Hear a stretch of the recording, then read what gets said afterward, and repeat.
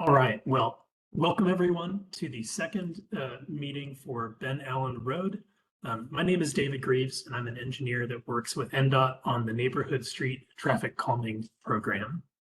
We're meeting virtually tonight on August 27th, 2025 at 6:30 p.m. Similar to last time, we're going to give a brief overview of the program. We're not going to spend as much time on kind of the prioritization and selection information. We've been over that, but we're hoping to spend a little more time kind of just following up on the concept design that we presented at meeting one, and some more detailed construction plans of what we came up with following the feedback we received at the last meeting. And then we'll talk about kind of what's next, how this project moves forward in the process. But to briefly review, the Neighborhood Street Traffic Calming program focuses on residential streets.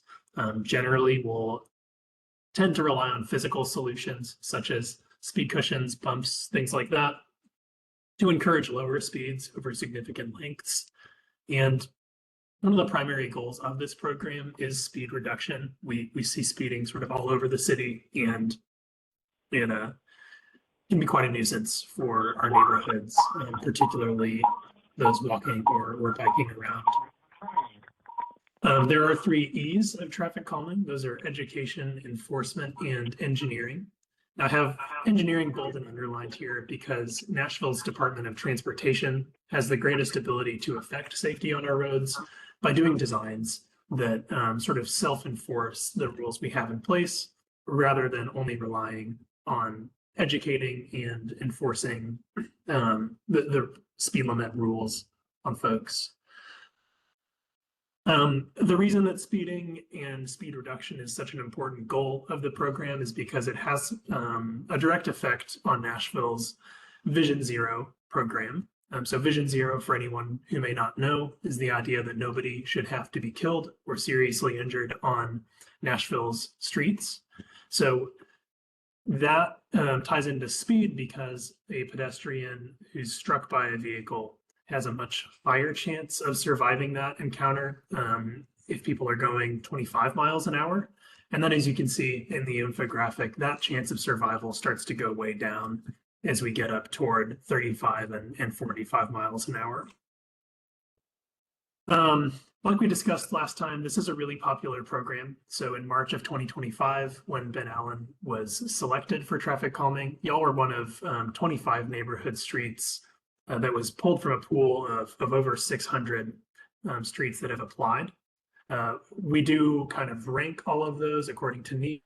Dug into those details last time, but point being, we did find that there was quite a bit of speeding and other factors on Ben Allen that made it a good choice for a traffic calming project like this one. And as always, we like to plug Hub Nashville for anything that might not be able to be accomplished by this project. Hub Nashville is a good way to request things like stop signs, sidewalks, signals, even get debris in the roadway cleaned up, as well as other departments in addition to that. So there's beautification and trash and recycling, things like that can all go through Hub. And that's accessed by calling 311, going to hub.Nashville.gov. And there's also a mobile app that makes it easy to make requests like these.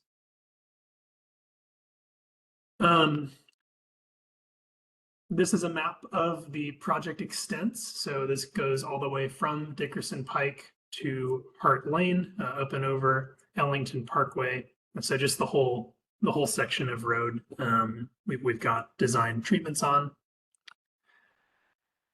And before we dig into the specifics, does anyone have questions on what I've covered so far? I know I kind of ran through that somewhat quickly, but I want to make sure that I don't leave anything unanswered.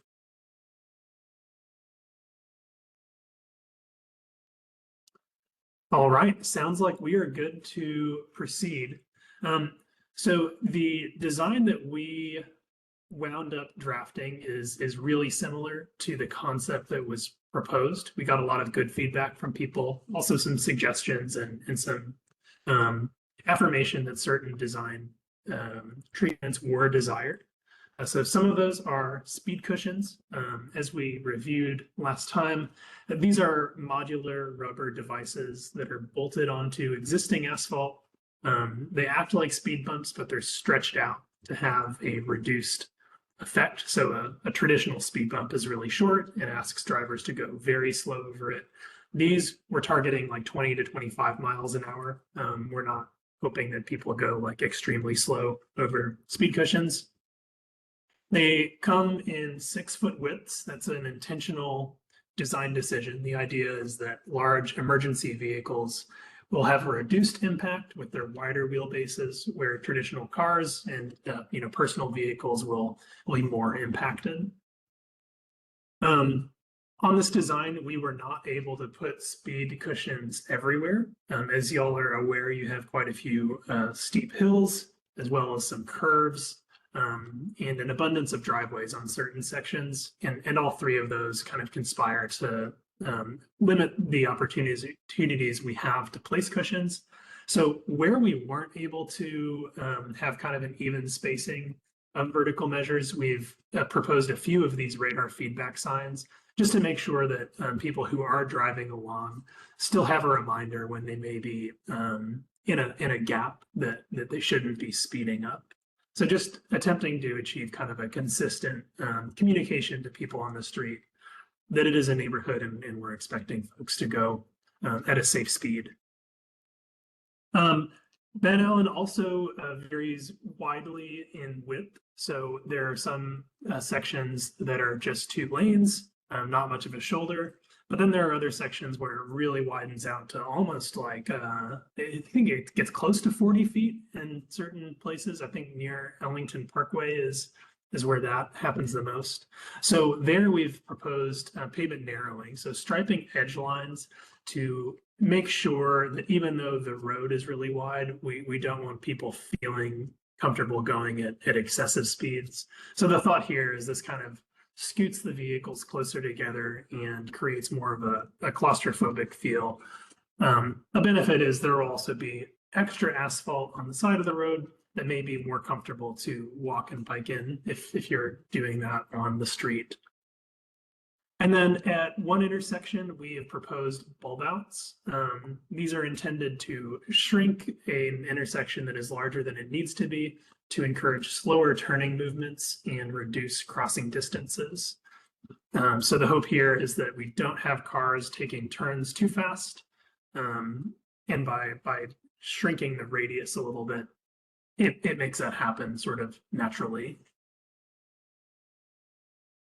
And then next, we're just going to take a look at the plans. So this is the cover sheet, looks very similar to the concept we presented. Starting over at Dickerson Pike, we've got one set of speed cushions before we get to, I don't think that's Morningside Drive. It looks like that is Hillside Road.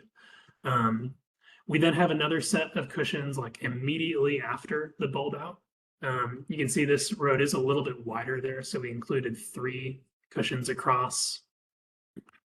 Then we've got a hill, so this kind of whole stretch over here is a little too steep for cushions, and we proposed a radar feedback sign in the downhill direction, so that if anyone was kind of unintentionally picking up speed on the hill, they would get a reminder to like, hey there, you're going too fast, maybe slow it up a little bit. Then we have a series of 4 cushions. This is 1, 2, 3, 4. These are about 300-ish feet apart. That's kind of the spacing we like to see, particularly in the more like densely residential areas, which this apartment complex sort of is an example of.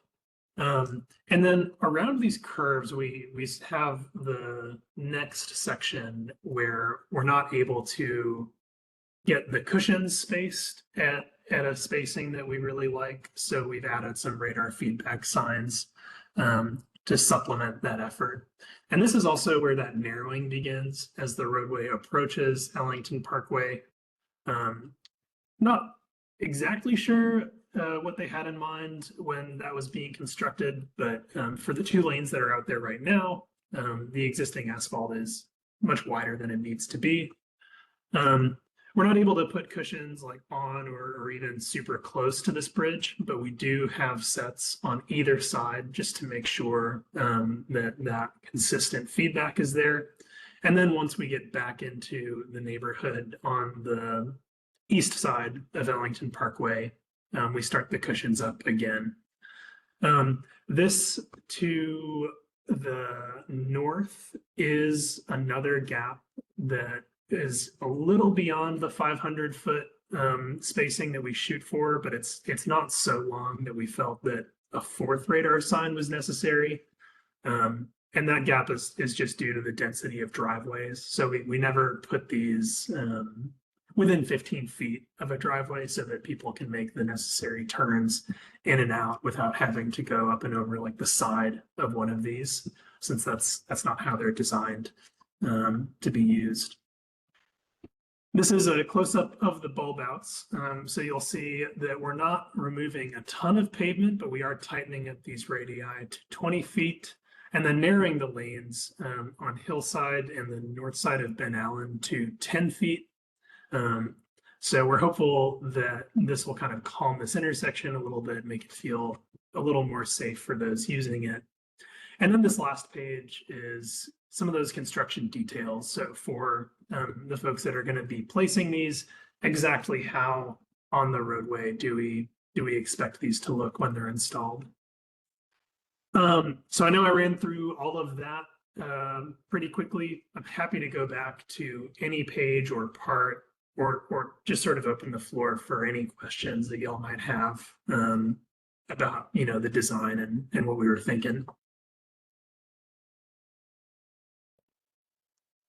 So yeah, thank you for running through all that. That looks good. I'm kind of curious what was taken out, because that looks pretty similar to the initial proposal. Was there a couple more speed cushions that would have been closer to Dickerson that were taken out?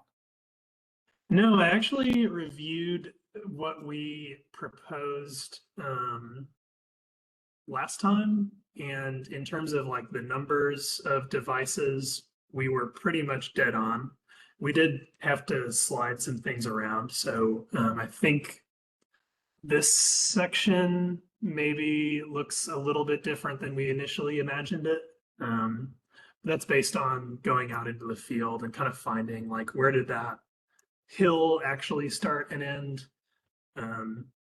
So when we do our site visit, we kind of check the grades of all these locations and figure out, where are the real limits of where we can place things. Okay, thank you. Sure. Hello, this is Joel Sims. I am. Can you go back to the slide where you're doing the build out of construction? Is that on the corner of Ben Allen and Hillside? Are you widening? Yes. So these are what we call bulb outs. It's kind of a strange term, but basically it's narrowing the road at the intersection. So the space outside of the pavement sort of comes in to where pavement used to be. Is there something about this that you have a question about, or can I make anything more clear? No, I'm the pastor there. That's the corner of the church, and I just wanted to get an understanding of what is actually happening there on the corner of that. Oh, sure. What that lot is. Yeah. What is actually happening. Yeah, so the way that the intersection is used will not change at all. So it's still going to have the stop sign here, and it'll still be, no stopping on Ben Allen. We did kind of like square it up just a little bit to make sure that skew wasn't quite as severe. But yeah, basically what will happen out there is paint and some flexible delineators to shrink the intersection a bit, but not remove any of its function. Okay.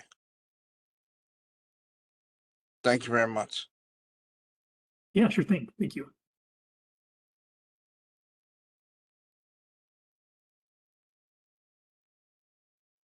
Next, we can talk about the balloting, sort of like how this project moves forward. Is everyone ready to move on to that section? Yes. Yeah. All right. So yeah, last time we saw another version of this flowchart. Basically, this is the whole process a project goes through from application to selection, our first neighborhood meeting, design. We're now here at the second neighborhood meeting. That was requested by you all, so we could just sort of catch up, see what design we came up with. And next, we're going to move to the balloting phase. So what happens here is we send out mailers that provide instructions to vote yes or no on this project online or by phone. If 66% of respondents vote yes, the project will enter the construction queue, and then ideally in 8 to 10 months, we'll see it built. A little bit more about the balloting. In the top left corner of this slide is a picture of what the back of the card looks like. It'll say, we need your input on it, have a QR code. And then importantly, it says when the voting closes. So we don't leave this open forever. Basically, once we send this out, we give a window of about 6 weeks before the cutoff date. And then we count up the votes and publish the results. Also on that mailer, there's going to be a unique ID. So every one of these that we send out has its own code. And that way we can really easily tell, like, if anyone voted twice by mistake, or like, you know, if somebody didn't live on the street voted for it, something like that. That just helps us make sure that the results we get are accurate to what you all are looking for. A little bit about the eligibility for the ballot. So who are we sending these mailers to? These are the owners of residential properties, churches, or schools that abut the affected right-of-way. It's 1 vote per person max. So if a person owned like multiple properties on the street, we would just send them 1. And then there's a few vacant lots on this stretch that like aren't occupied by any houses. We don't send ballots to like empty land, you know, just because it is not occupied by residents. And then businesses, we do not send these to. So I think there's 1 or 2 over like facing Dickerson. We're really interested in like what the residents of the neighborhood feel about the project. So we're asking the owners of residential properties. I do want to make the point that we send all of these out at the same time by mail. So if you hear that like your neighbor or somebody else like got their ballot and you think that you should have but didn't, please feel free to reach out. We'll have our contact information at the end of this slide, but we want to make sure that anyone who wants to vote does. So we kind of ask that y'all help us spread the word a little bit when we're sending those ballots out, just in case anyone does, you know, like mistakenly lose theirs or it doesn't get delivered for one reason or another. Just want to make sure that's well understood. Any questions about the balloting? We can, or really the rest of the slides, can go back to any part. And then, like I said, this is how you can get in touch with us at N.TrafficCalming.Nashville.gov. And then my email is david.greaves@kinleythorne.com.